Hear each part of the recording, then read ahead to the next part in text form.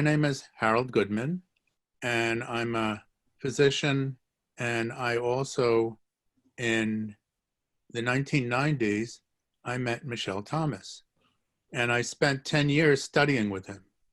And I'm the only person he ever taught his method to.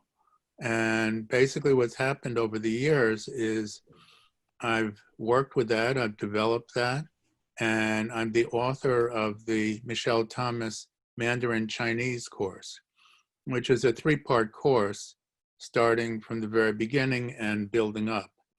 And I love languages. I've been studying languages as a hobby. I'm 71 now, but since I was a very young boy, languages have been my hobby. And as you can see, I also like to read, and I describe myself as a lifelong learner. So this is continuation of my lifelong learning. And I also am going to mention that if anyone is interested, I have 2 websites, www.learnitarium.com, and I'll spell Learnitarium, LEARNETARIUM.com, like learn and like Learnitarium or planetarium, but this is a Learnitarium. And then I have a medical website where I also post some things that might be of interest to some people who are interested in health and healing, and that's drharoldgoodman.com, www.drharoldgoodman.com. And I love to continue with my language studies, as I'm Jewish, and as a young boy, I was born in New York City, and before I was 9 years old, I never knew anyone who wasn't Jewish. So even though I grew up in the United States, I didn't know anything really about non-Jewish people or non-Jewish culture except what I got in the American culture. For example, when we moved when I was 9 years old, we moved to New Jersey from New York.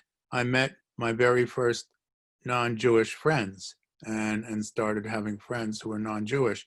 And I didn't know what Christmas was. I didn't know what Easter was. I wasn't sure what happened with churches. I saw them, but I didn't know what they were. Just like some people would walk down the street and see a Buddhist temple or a mosque, for example, but they're not really sure. What do the people who go to the mosque think or believe? Well, I didn't know anything about these other things. We would have Christmas songs. America is a predominantly Christian country, so I would hear Christmas songs, and that's how I learned about Christianity, through the Christmas songs, because that was my only real cultural contact. And I also study other Jewish languages like Yiddish. I'm a Yiddishist, someone who loves Yiddish, and I have over 1,000 books in Yiddish, and I have spent quite a few years with that. My father and mother, especially my father, that was their native language. They were born in America, but my father, until he was 5 years old, could only speak Yiddish. Even though he was born in the state of Connecticut, he didn't know anyone who wasn't Jewish, and he didn't know anyone who spoke English as their native language. And I'm also an Esperantist, and Esperanto was also started by a Jewish man, and he wrote the very first grammar of Yiddish, and he knew Hebrew very well. So, and then there are a lot of other languages as well, but that's a bit about myself. And now let's go to Kerstin. Kerstin, you were talking before, and tell us some more about you. Okay, my name is Kerstin Cable, and I live in the UK now. I've been living in the UK for 17 years, but originally I grew up in Germany. I'm from the Moselle Valley in Germany, and I look back now and I didn't realize that I was sort of kind of growing up multilingual, because I thought I was just a German speaker. but actually everyone in my village, I'm from the countryside, I'm from a winemaking family with agriculture land, and everyone in my family speaks Moselfränkisch, which is a really strong dialect of German, closer to Luxembourgish. And they all speak Moselfränkisch to each other. It's how my grandparents spoke. It's how my mum and dad spoke. But when I went to school, they didn't speak it so much to me anymore, because we spoke Hochdeutsch, which is standard German. So I grew up with, I think, a subconscious awareness that there's different ways of communicating and different ways of expressing yourself. And maybe it gave me an interest in languages. I'm not sure where it comes from. I remember when I was like 8 years old, you know, you can sort of reading the cereal packets. And the cereal packets would have, like on the side, they've got the ingredients in 5 languages, and you're there going, oh, wow, that must mean wheat in Italian or some, I don't know. And I never had a formal language lesson really until I was 10. When I started to learn English, got very obsessed with English and Britain, really wanted to move to England, living a dream now, living in England.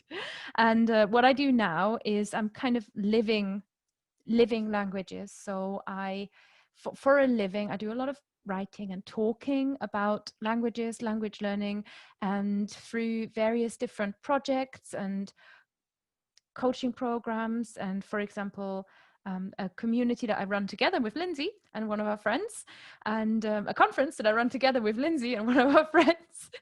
I help people learn languages, and not just through making language courses. I make a few here and there. I enjoy teaching German, but I do a lot of work around mindset, around study skills, around what it means to learn solo, getting yourself organized, understanding how vocab might stick or not stick in your memory, and dealing with the self-critical streak that a lot of learners have. So the encouragement side, the empowering side is what makes me really happy. And working in languages as personal development makes me very happy. My own languages at the moment are German and English, of course. I started learning French in secondary school and then took it to degree level and never really let it drop because it was so much work. I don't want to lose it. I have been learning Welsh for 5 years, so I'm a Welsh speaker now. And I've got a few languages that kind of also bumble along. So there's another 6: Italian, Spanish, Chinese. I've been learning Chinese for a year. Yeah, sort of dip in and out of lots of them, but those 4 are my core. That's me.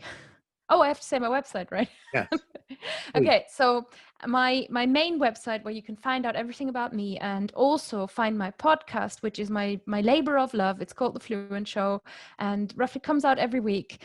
And we talk about loving, living, and learning languages and interview cool people. And Lindsay and I very often do episodes together and connect with each other and talk as friends about languages and how our life goes and how languages show up in life.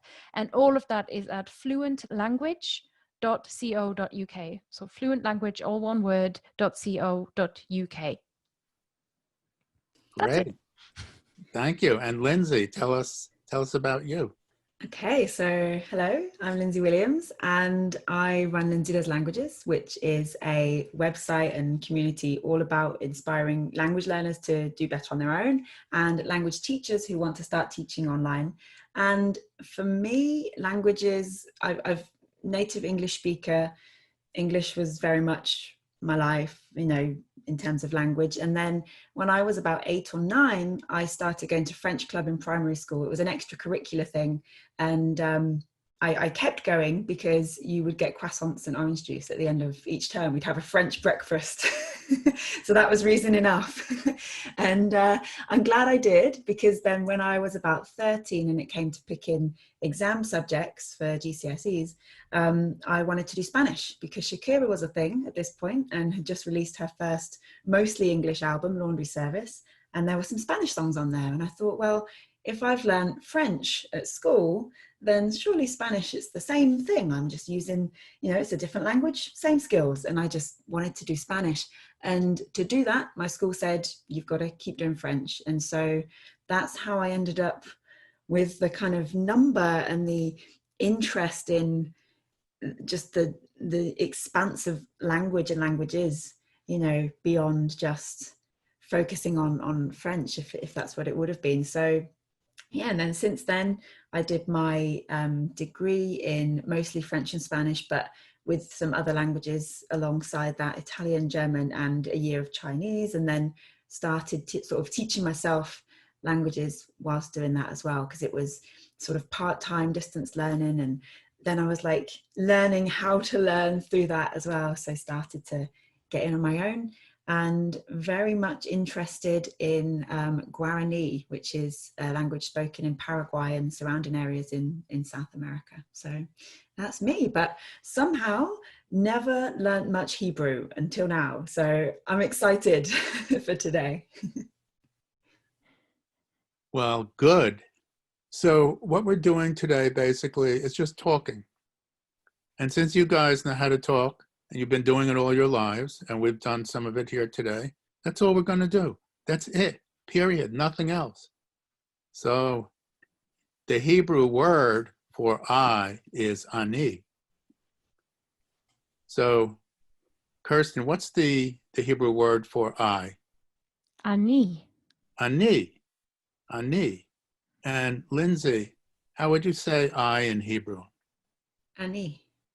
Ani. Ani. It's very simple. Ani. Oh, I want to tell you one other little thing. Hebrew is older than all European languages, even older than ancient Greek, definitely older than Latin. Hebrew is over 3,000 years old. It was spoken up until the 1st or 2nd century in the Common Era. But for about 1,700 years now, it wasn't a spoken language. But it was in continuous use. The Jews were kicked out of Israel in the year 70 by the Romans. They were put into exile. And so they went into exile around 70 in the Common Era. About 7. And so even Jesus, for example, Jesus of Nazareth, he didn't speak Hebrew. But he knew Hebrew very well because he was a religious Jew. He prayed in Hebrew. He read the Torah in Hebrew. So Hebrew was used for liturgical or religious reasons the whole time. Oh, by the way, no note-taking. So thanks. Just a little reminder. There's no notes because, let me ask you a question, Kerstin. When you're having a conversation with your friends, say with Kerstin, say with Lindsay, are you taking notes most of the time? You'd be surprised.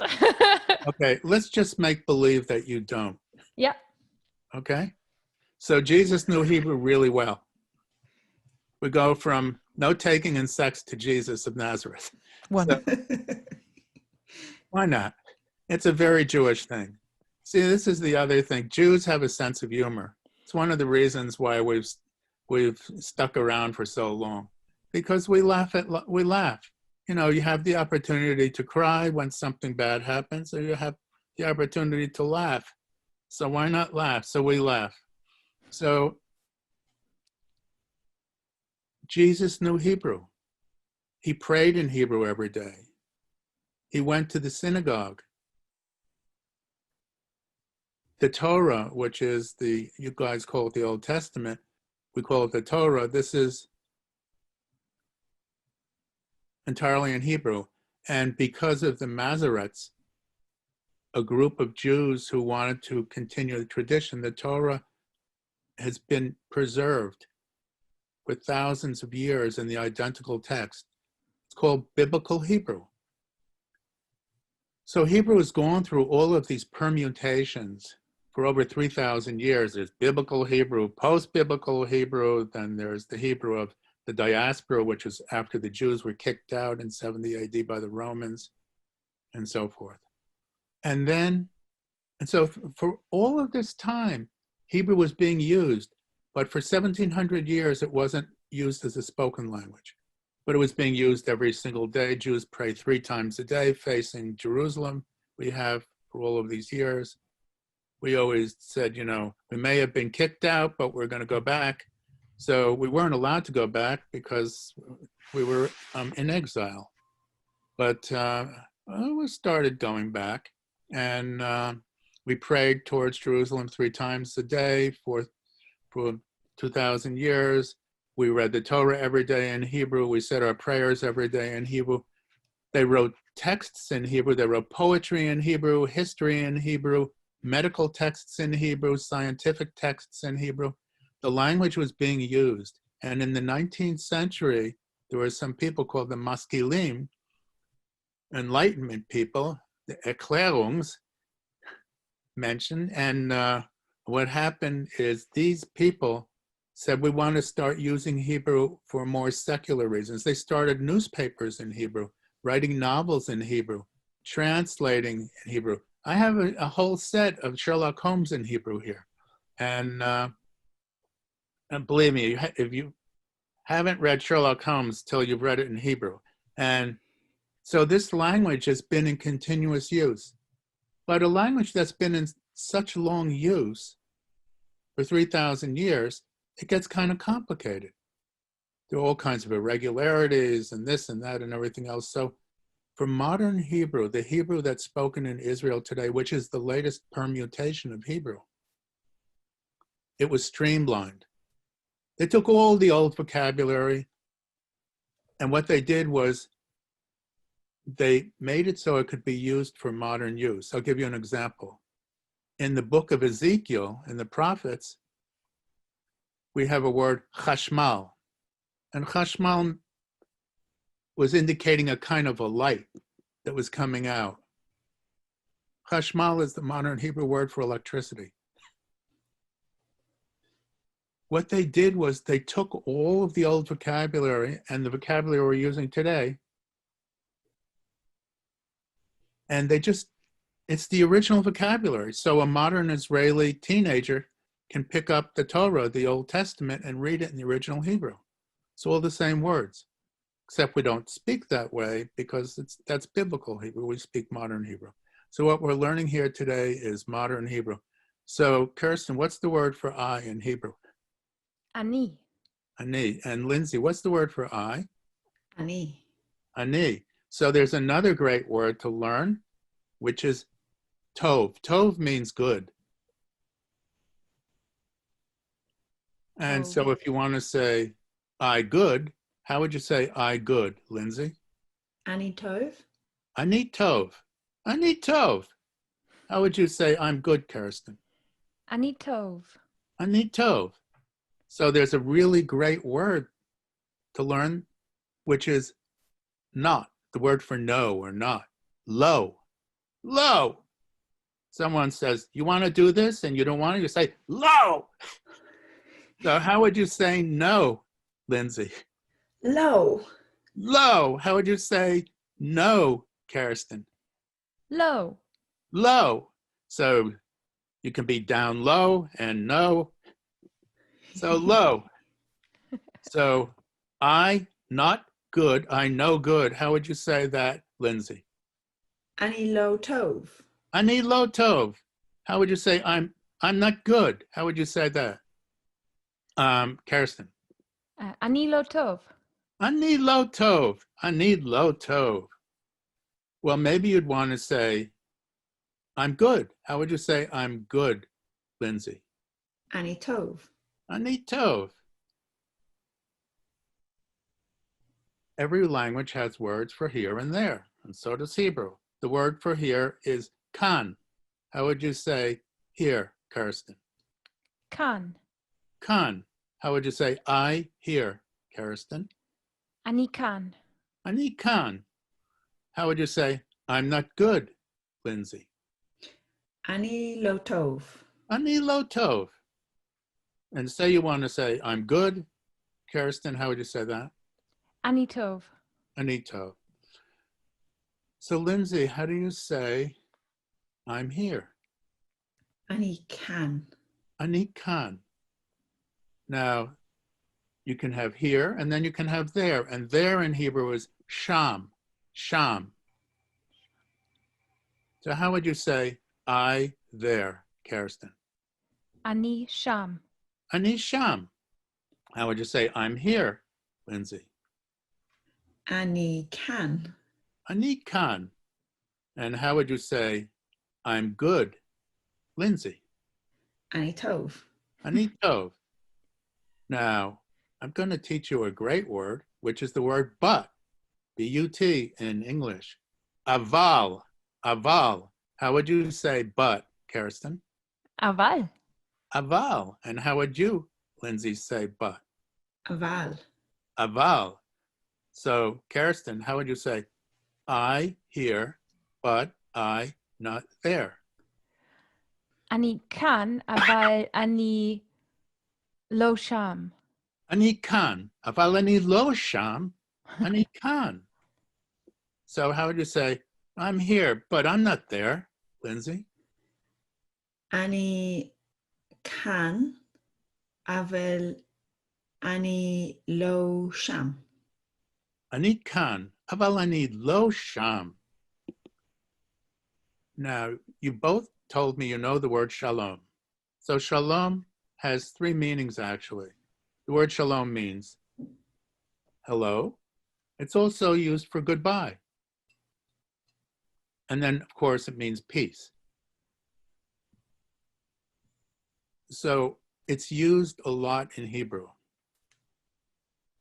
And you'll hear Israelis say, oh, shalom, shalom. You know, in French, they say, oh, bonjour, bonjour. It's the same thing in Hebrew. Shalom, shalom. Well, you can also inquire as to how someone is doing. How is your peace? Or if you prefer, how is your hello or goodbye? But let's say, how is your peace? That seems to be a little easier to deal with here when you're asking. So the word for what in Hebrew is ma, just like a mother, ma. So how would you say what, Kerstin? Ma. Ma. And Lindsay, how would you say what? Ma. Ma. So instead of saying ma shalom, in Hebrew, it sounds easier to say, especially since we're going to add something on to indicate whether we're asking a male or a female this question, because Hebrew is one of the languages, like many, many, many languages, that makes distinctions of gender, male and female. But the good news is there is no neuter. They restrict everything to male and female. They don't get involved in neuter. And there are no declensions in Hebrew. Hooray, no declensions. Indeed. There's all of these great things. And you may have noticed, how do you say I am good, Kerstin? Ani tov. Ani tov. Where is the word for I am? We're just saying I good. Where's the word for am? Or if we were going to say you're good, we would say you good. We don't have in the present tense, there is no word used in Hebrew for to be. Hey, what's not to like? Such a deal. Tov. Tov, tov. Exactly. Such a wonderful language. You don't have no declensions, and you don't have this and that. And in the present tense, we don't have to learn about to be, I am, you are, etc., and all that crap. It's simple. It's a very, very simple language, and it gets even simpler. But we'll get to that in a little bit from now. Okay. So if you want to say, how are you? And we're going to say, what is your shalom? We're going to say it let's do it for a male first. Ma shalom cha. The cha. Now this gets into a sound that we don't use much in English. If you are Scotch, am I allowed to say Scotch? Is that it? That's how Yeah. people from Scotland refer to themselves as Scottish. Yeah. Scottish. Good. You Scottish. see, I'm an American. What do I know? So Scottish. You see, in America, Scotch is something we drink, but Scottish. So if you're Scottish, you would, how would you say L-O-C-H? Loch. Loch. Loch. Oy. Loch. So I'm going to say something in Yiddish, even though we're not teaching Yiddish.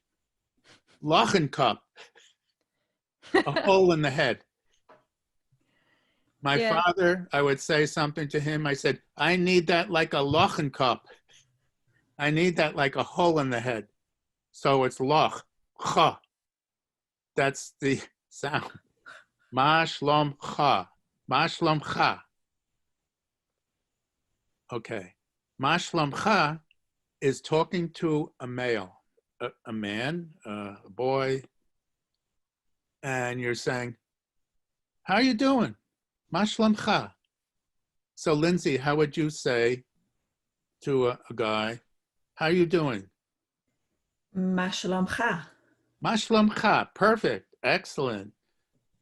You may qualify for the Scottish sweepstakes. Your pronunciation is so good. You can tell people, oh, I love everything Scottish because I studied Hebrew. Ma shlom cha. I am half Scottish, so it's Well, there you go. I guess must be in my blood. yeah, you know what? You know, it's natural for you. You got it in your blood. Ma shlom cha. So, what does ma shlom cha mean, Kerstin? It's how are you? How are you? How are you? Ma shlom cha. Very good. So notice what Hebrew does with shalom. It doesn't say ma shalom cha, it says ma shlom cha. Ma shlom cha. Ma shlom cha. What does that mean, Lindsay? How are you to a male? Great. Well, do you want to learn how to say it for a female? Because we do have the other half of the world to deal with. Yes, please. Okay. So the way you say it for a female is ma shlomech. Ma shlomech. Nice. Yeah. So Kerstin, how would you say you want to ask Lindsay how she's doing? What do you say? Ma shlomech. Ma shlomech. Hey, Lindsay, ma shlomech. Ani tov. Ani tov. Wow, you anticipated my next move. Jeez, you guys are hot. Okay. So, but maybe you don't want to say I'm good. Maybe you want to say I'm not good. How would you say that, Kerstin? Ani lo tov. Ani lo tov. Now, Lindsay, maybe you want to say I'm very good. How would the word for very in Hebrew is ma'od. So you say I good very. That's the way you say it in Hebrew. I good very. Okay, so ani tov mahod. Me'od. Me'od. M-E-O-D. Me'od. Okay. Ani tov ma'od. Ani tov ma'od.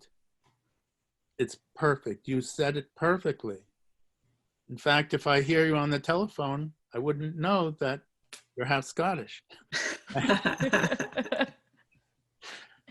Ani tov ma'od. Wow. Oh, I want to teach you two very, very ancient Hebrew words that are used every single day by Israelis. They say hi and bye. The same? Just like Yeah, that? exactly the same way. So if you see someone in the street, you can say hi. And if you want to leave, you can say bye, bye. And is there a difference between saying that or saying shalom? Yeah, there is. This is what you get into.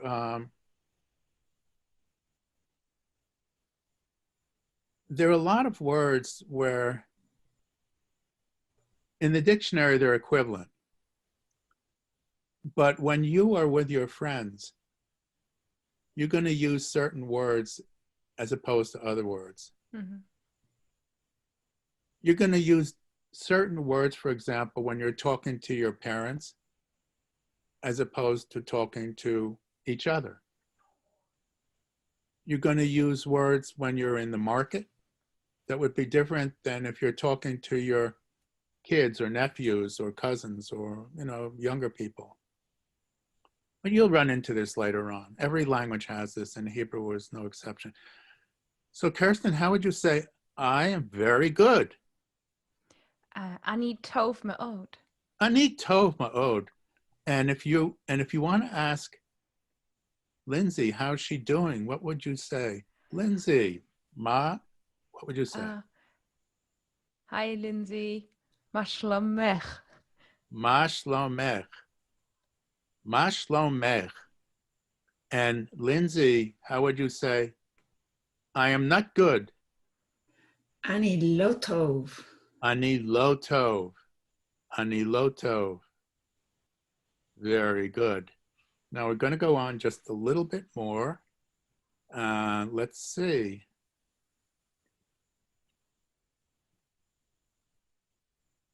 The word for where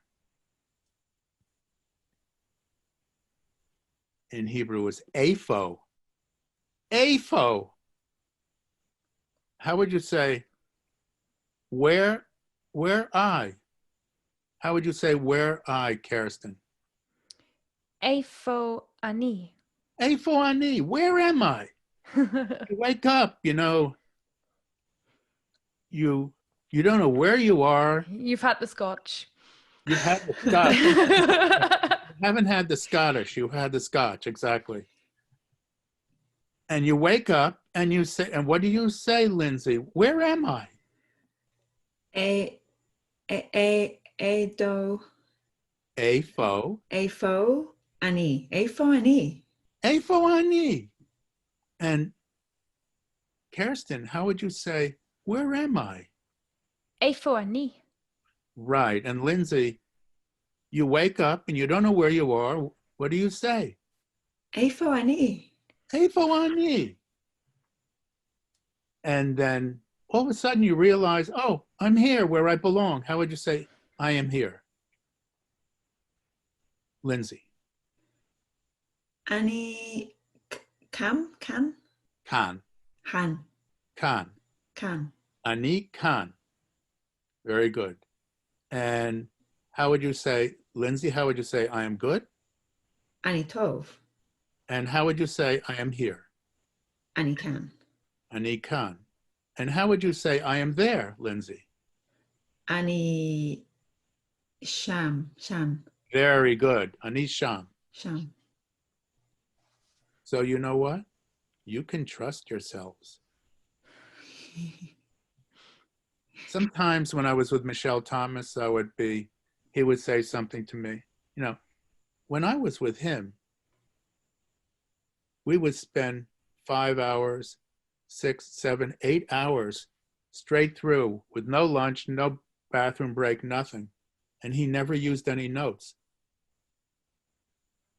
It would just go on and on and on and on. And every once in a while, I would oh, what's the word? And I would look up like this, look up, I'm going to take my class, and look like this. And he would say, you're not going to find it up there. So how would you say, where am I? How would you say that, Lindsay? Efi ani. Apho. Apho ani. Apho.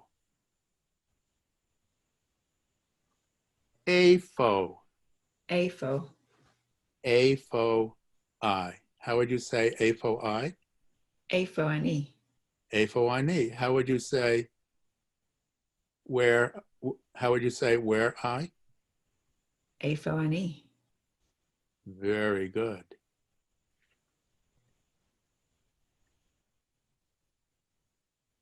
How would you say, Kerstin, speaking to a man, how would you say, how are you? Ma shlomcha. Ma shlomcha. Now, a great word to know in Hebrew is okay. Okay. And the word for okay is beseder. Beseder. Beseder. Lindsay, how would you say okay in Hebrew? Beseder. Beseder. And Kerstin, how would you say okay in Hebrew? Beseder. Beseder. So say somebody asks you, Lindsay, how are you? What would they say? To ask me, it would Yes, be ask Ma Shalom Mech. Ma shlomech. And then you want to say, okay, I'm okay. How would you say okay? Beseder. Beseder. Beseder. Beseder with an S. Seder. Beseder. Beseder. Now, in the Jewish religion, we have a holiday called Passover. Passover is the holiday where the Jews who were in Egypt for 400 years as slaves left. They left Egypt after 400 years of slavery. And we have a time each year when we commemorate this. We have a special meal called the Seder, Seder. And it's exactly the same as Seder in Beseder. Be, by the way, means in. Beseder, in or at. Beseder means, and Seder means that something is in order. Beseder. Beseder means okay, but it means everything's in order, everything's okay, everything's the way it needs to be. Beseder. So when you hear about the Jewish Seder, which is pronounced a little differently, but it's the same root. And this is another very important thing. The Hebrew language is built on roots. Mm-hmm. The whole language can be traced back to 3, and in some cases 4, but about 98% 3-letter roots. Every single noun, every single verb, they all come from roots. And in the course, when I do the full course, I'll be introducing these things. The language is mathematically perfect.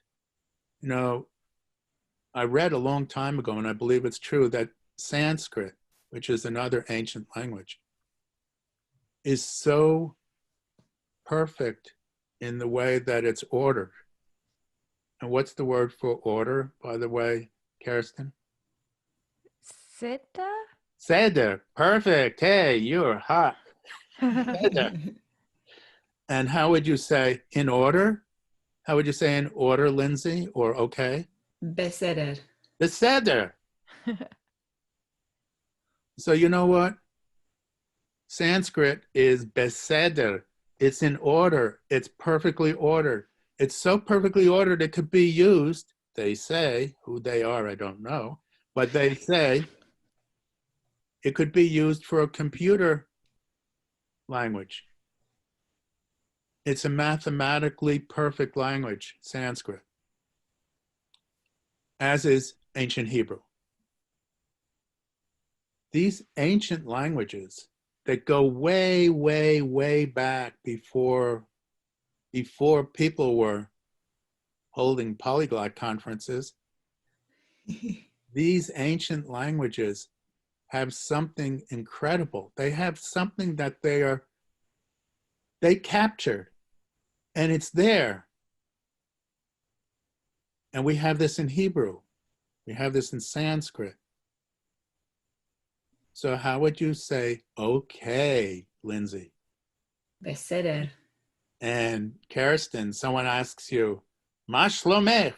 And you say, Ani tov. You could say that, but how about if you wanted to, and by the way, I'm happy that you are tov,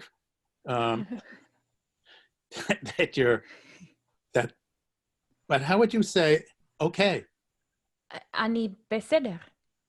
Okay, beseder. Or you could just say beseder. You could say ani beseder, but most Israelis would just say beseder.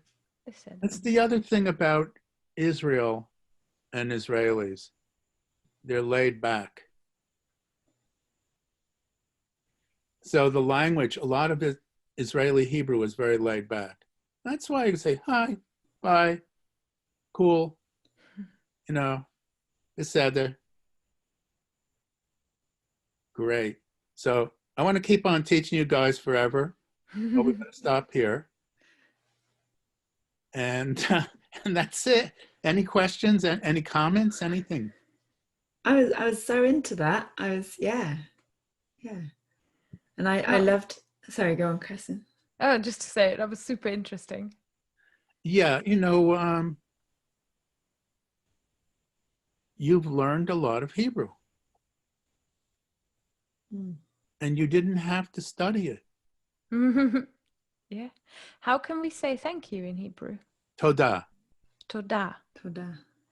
Toda. Toda. Toda, Harold. You're very welcome. Allah davar. Don't mention it.